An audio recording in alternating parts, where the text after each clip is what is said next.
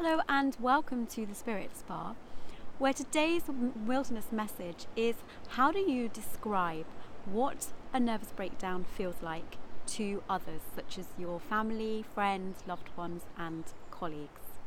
I'm Karen Packwood, this is the Spirit Spa, an online sanctuary dedicated to supporting you if you're in the early stages of recovering from a nervous breakdown, so that you can identify why the breakdown has happened to you, and also work out your next natural steps towards recovery.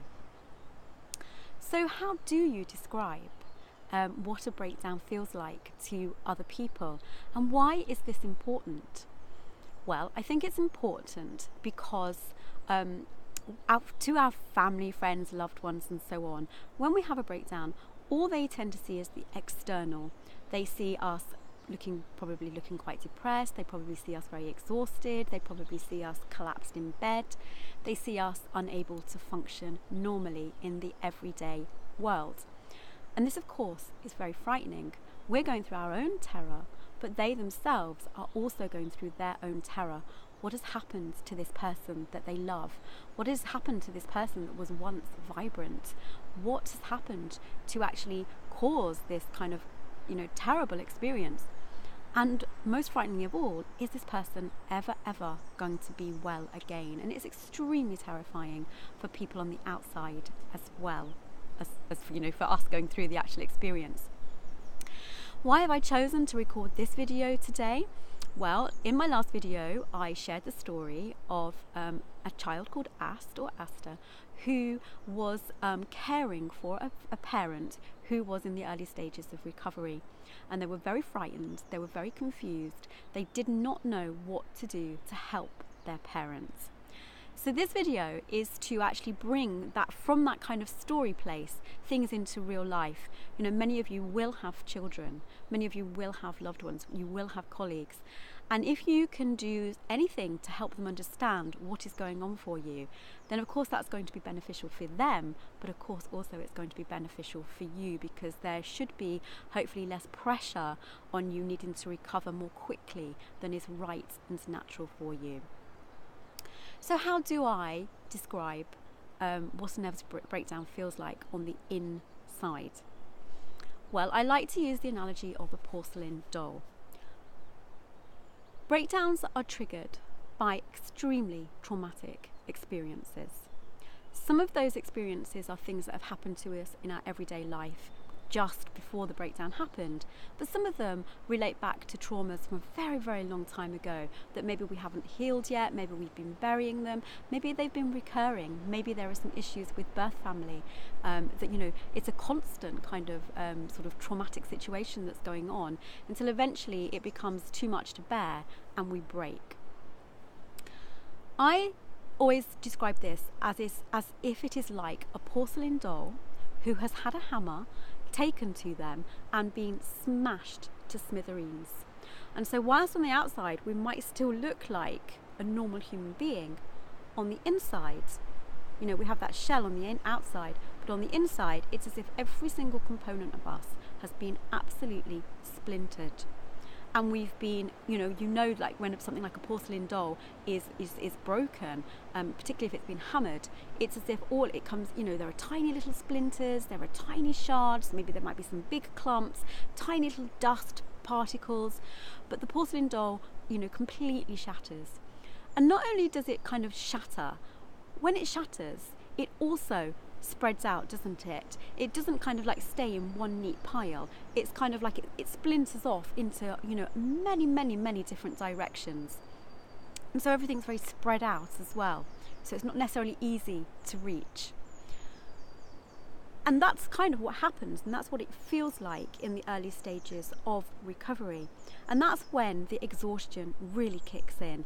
That's when we're in that really absolutely almost comatose, really exhausted state, very depressed.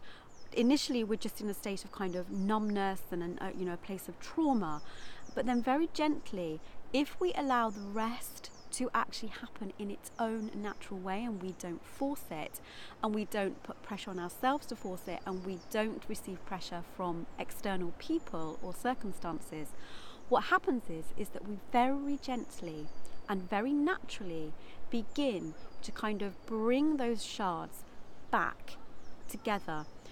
But what happens is something really quite beautiful happens, even though that might be a funny word to use in terms of recovery from a nervous breakdown. But there is a beauty in this kind of piecing of the porcelain doll back together again, particularly if it's done in a very conscious way, which is how I work with my clients, to kind of bring themselves back together very, very consciously. And the idea is that what you do is that, and this is kind of what is happening very naturally, is that what happens is that you begin to pick up each of those splintered pieces, whether it's the dust particle, whether it's the shard, whether it's a big clump, and you begin to pick it up and you begin to identify which aspect of your life it relates to, which aspect of your pre-breakdown life it relates to. And then what you can do is that you can then actually decide, does this particular shard still fit with you? Is it still in alignment with your highest well-being? Does it really suit who you are right here, right now? And the idea is that then, of course, what you can do is you get to choose. You can choose, do I keep this particular aspect of my life? Do I completely release it? Or do I find a way of transforming it in some way?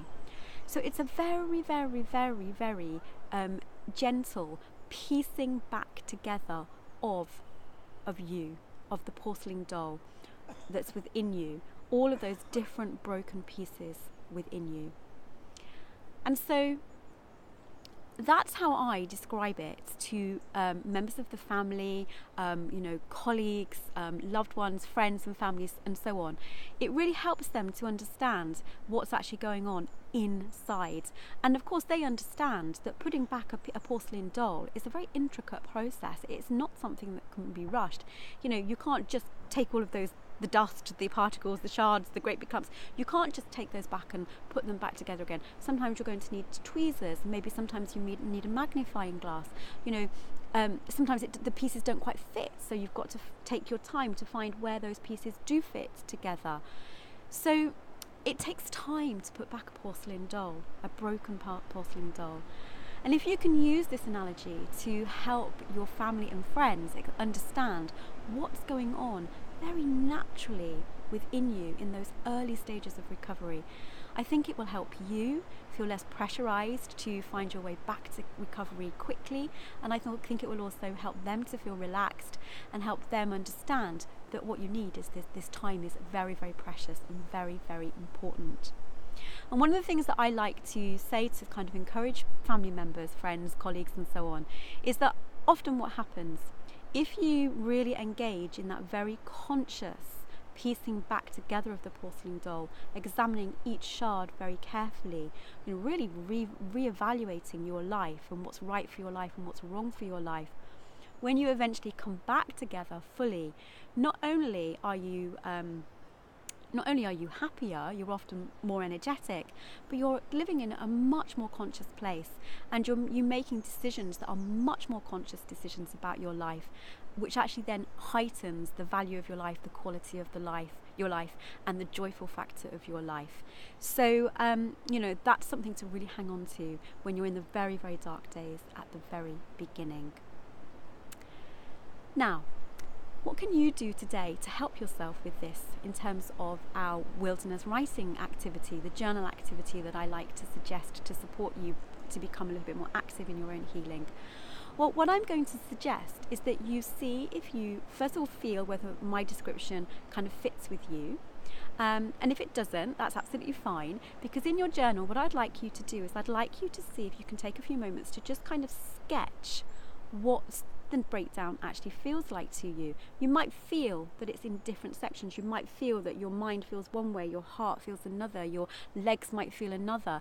Can you sketch what that feels like? And remember, this is not about being Picasso, this is about doodles, this is about letting your natural kind of creative self come forward. Can you find words to describe it? What words would you describe? What words would you use to describe what's actually happening for you, what you're actually feeling? Can you find an analogy of your own to use with your own family and friends? Because this will help them immensely. And my next video is going to be how your family can help you in this recovery process as well. So take a few moments with your journal and actually see if you can sketch what feels right, how your breakdown feels to you. Leave some notes in the comments box below to share with others. It really helps to share with others, even though it's a very private thing and we can feel very, very kind of shy in these early stages. But the more you share, the more the healing will come forward. So how can I help you further? There are 3 ways in which I can help you further. First of all, if you have any questions that you would like me to answer, that you would like me to create a video on for you to help you, please email me at karenpackwood@gmail.com and give me as much information as you possibly can about your experience and your questions so that I can create a detailed video answer. The second thing that you can do is visit the free resources section of my website, and the link will be there for that in the comments box below. In that free resources section, you will find guided meditations to go alongside these videos.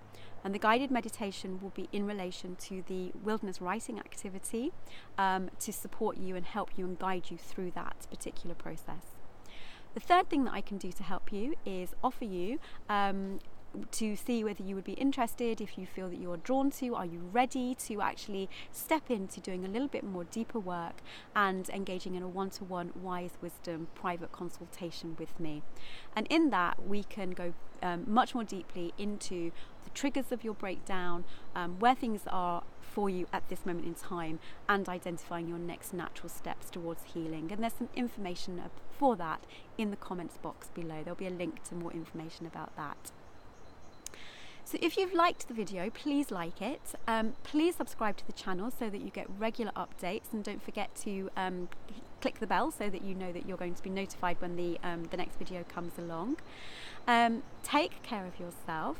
Remember the question: if you were to love yourself today, what would you do?